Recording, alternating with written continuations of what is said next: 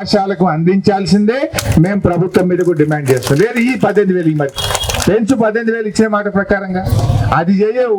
పైగా మళ్ళా పనులన్నీ చేపిస్తున్నారు. ఈ సర్వే చేయి, ఆ సర్వే చేయి, డాక్టర్లు చేసే పని, సూపర్వైజర్లు చేసే పని, అన్ని పనులు ఇవాళ ఆశాల మీద ఒత్తిడి పెంచుతా ఉన్నారు. రకరకాల రిపోర్ట్ల మీద రిపోర్ట్లు అడిగి ఆ రోజే చెప్పినాం మనం, కామన్ రిపోర్ట్ పెట్టండి. సెంట్రల్ గవర్నమెంట్ తోటి, స్టేట్ గవర్నమెంట్ తోటి అన్ని కలిపి కామన్ రిపోర్ట్ పెడితే ఇబ్బంది లేకుండా ఉంటుంది అనేటువంటిది గతంలో చెప్పి ఉన్నాం. కొంతవరకు తొలగించినాం. మళ్ళీ ఇప్పుడు మళ్ళీ పాత కథ పెట్టింది. సో దయచేసి వాళ్ళు ఆలోచన చేయాలి. ఎందుకంటే మనిషి ఉల్లాసంగా పనిచేస్తే ప్రజలకు బాగా చేయగలుగుతాడు. వాళ్ళు ప్రేమగా పనిచేయాలి. ఇచ్చిన మాట ప్రకారం నువ్వు జీతం పెంచు, ఇచ్చిన మాట ప్రకారంగా వాళ్ళ వయసు 62 ఏళ్ళు చేయి, నువ్వు డ్రెస్సులు బంద్ చేస్తావా? 2 ఏళ్ళ బతుకమ్మ చీరలు బంద్ పెట్టిండు, ఆశాలకు డ్రెస్సులు బంద్ పెట్టిండు. బతుకమ్మ చీరలు బంద్ పెట్టిండు, మీ ఆశాలకు ఇచ్చే డ్రెస్సులు బంద్ పెట్టిండు. ఏంది కథ ఇది? ఆనాడు శారీస్ బాగలేవు సార్, కొంచెం క్వాలిటీ కావాలంటే ఇప్పుడు ఎవరు ఉండే కమిషనర్ కరుణ గారు ఉండే. నేను చెప్పిన అమ్మ నువ్వు డిసైడ్ చేయ, వాళ్ళ యూనియన్ పిలువు, వాళ్ళతో మాట్లాడు, వాళ్ళు ఏం కోరుకుంటే అదే ఇవ్వమని చెప్పి ఆ రోజు మేము ఆదేశించాం. ఇదేమైంది? ఉన్నది పోయింది, ఉంచుకున్నది పోయింది. మొత్తానికే పోయింది కాంగ్రెస్ పార్టీ వస్తే. ఆ ఇచ్చే డ్రెస్ కూడా బంద్ అయిపోయిన పరిస్థితి వచ్చింది. అసలు మాట్లాడే పరిస్థితి ఉందా? మీకు గుర్తుందో లేదో, సరే నేను అప్పుడప్పుడు కొంత పని చేయమని మిమ్మల్ని అడగవచ్చు, కానీ అంతే ప్రేమగా కూడా చూసుకున్నా. ఒక చిన్న ఆశా వర్కర్తో ఒక మంత్రిగా నేను మాట్లాడకపోదునా? సార్ దవాఖానలో పోతే రాత్రి ఉండడానికి మాకు ఇబ్బంది ఉన్నది, మాకు అన్నం పెట్టలేరని మీరు చెప్తే అప్పటికప్పుడే సూపరింటెండెంట్లకు, డాక్టర్లకు వాళ్ళకి రూమ్ పెట్టండి, వాళ్ళకి భోజనం పెట్టండి, వాళ్ళని మంచిగా చూసుకోండి, రాత్రి పూట పోవాలంటే బస్సులు ఉండయి అని అప్పటికప్పుడే చెప్పేవాడినే కాదా? ఎవరైనా మీ తెరువు రావాలంటే హరీష్ అన్ననే డైరెక్ట్ ఆశాలతో మాట్లాడతాడని మీకు మీ పట్ల జాగ్రత్తగా ఉన్నారా లేరా? డైరెక్టర్ హెల్త్ అయితేమి ఎవరైతేమి, నేను మంత్రిని అనుకోలే, మీరు నా చెల్లెళ్ళు అనుకుని నేను ఆ రోజు మాట్లాడిన మీతో. మీరు కూడా నా తోబుట్టువులే, మీ కష్టం కూడా నా కష్టం అనుకున్నాను నేను ఆ రోజు. మీరు ఆ రోజు టెలికాన్ఫరెన్స్ లో ఏదో ఒక జిల్లా మంచిగా పనిచేసిన మెచ్చుకున్నా, ఎక్కడైనా మంచిగా జరగకపోతే చెల్లెడు ఎందుకు తక్కువైంది, మీరు పెంచండి మళ్ళా నెలకు అన్నా మాకు ఈ తిప్పలు ఉన్నది అంటే అప్పటికప్పుడే లైన్ లో పెట్టి కమిషనర్ చెప్పిన, డైరెక్టర్ చెప్పిన, వాళ్ళ పని చూడండి, వాళ్ళకి తిప్పలు లేకుండా చూడండి అని చెప్పినాం. ఆ రకమైన పద్ధతి ఉన్నదా ఇప్పుడు? అసలు అడిగే ముచ్చట్టున్నదా? ఎవరికి ఎవరు పట్టేలేదు, మొత్తం గాలికి వదిలేసింది. వదిలేదా? ఆగవాగం అయిందా లేదా? ఇప్పుడు ఇవాళ ప్రజలకు ఇబ్బంది అవుతుంది, ఆశాలకు ఇబ్బంది అవుతుంది, అందరూ కూడా ఇబ్బంది పడుతున్న పరిస్థితి ఉన్నది. రూమ్ తీసేసిండ్రా? నేను ఒక రూమ్ పెట్టాలి, మీకు అక్కడ బోర్డు కూడా పెట్టమని చెప్పిన ఆ రోజు. రాత్రి పూట ఇబ్బంది అవుతుంది వాళ్ళకు, అన్నం పెట్టండి, బోర్డు పెట్టండి, మహిళలు జాగ్రత్తగా చూసుకోవాలని చెప్పి ఆ రోజుల్లో చెప్పేవాళ్ళం. అసలు ఆరోగ్యశ్రీ కూడా ఆగమైపోయింది.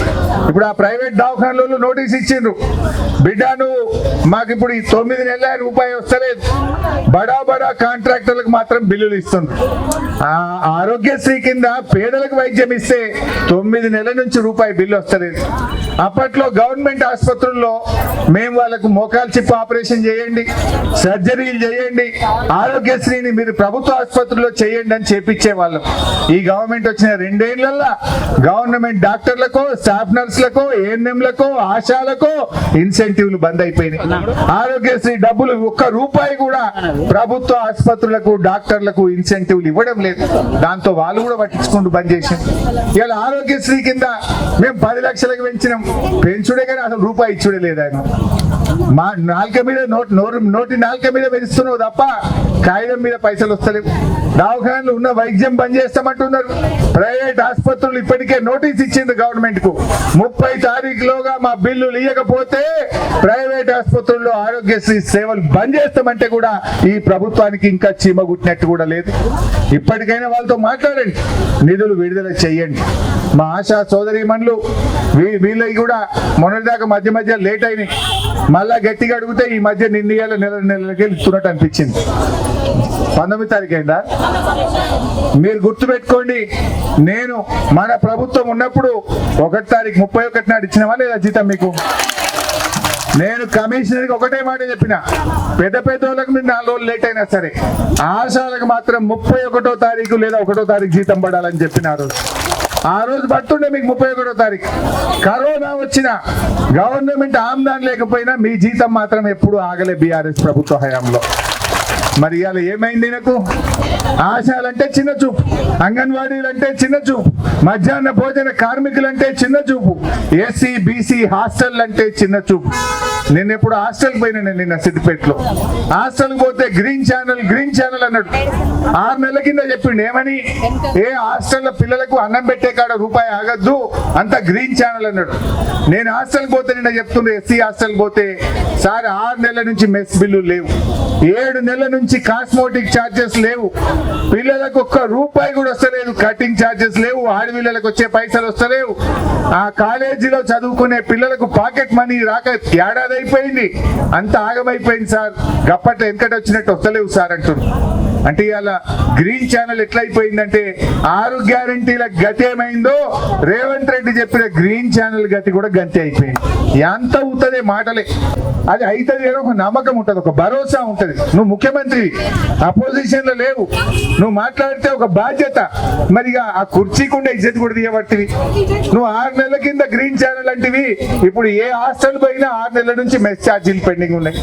ఏ ఊర్లో పోయినా పారిశుధ్య కార్మికులు సఫాయి చేసే 2 నెలలు 3 నెలలకే జీతాలు పెండింగ్లు ఉన్నాయి. ఈ రకంగా అంతా అయోమయం, ఆగమాగం, సగం సగం, ఏది కొనేళ్ళది, ఏది పూర్తిగా కాదు. ఏమనంటే తిట్టుడు, ఒర్రుడు, తిట్ల దండకమే. చూడలేదు, పేగులు మెడలు వేసుకుంటా, గుడ్లు ఉడవికి గోటీలు ఆడతా, తొండలు జొర్ర కొడతా, ఇంకేమో అంటాడు కదా, ఏందో భాష నాకు రాదు కానీ ఒకటే తిట్టుడు. ఛాయ్ తాగినంత సేపట్ల మీ ఉద్యోగాలు జీతాలు పెంచి పడేస్తా, పర్మనెంట్ చేస్తా. 2 ఏళ్ళే ఛాయ్ తాగినంత సేపు నీకు దొరకలేదు. ఎన్ని ఛాయలు తాగి రేవంత్ రెడ్డి మనకేం పెట్టింది ఆశాలకు? కాంగ్రెస్ అధికారంలోకి వస్తే తక్షణమే ఆశాలకు ఫిక్స్డ్ వేషన్ ఇస్తామన్న. తక్షణం అంటే ఏంటి అసలు?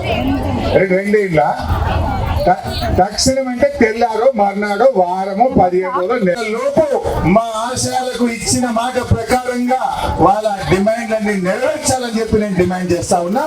లేకపోతే పంచాయతీరాజ్ ఎన్నికల్లో మా ఆశలు నీకు ఏం బుద్ధి చెప్పాలో వాళ్ళ జాగ్రత్త వాళ్ళు ఉంటారు, నీకు బుద్ధి చెప్తారు. జాగ్రత్త కోసం మీకు అండగా బీఆర్ఎస్ పార్టీ ఉంటది, కేసీఆర్ గారు ఉంటారు అని చెప్పి నేను మీకు మనవి చేస్తా ఉన్నా.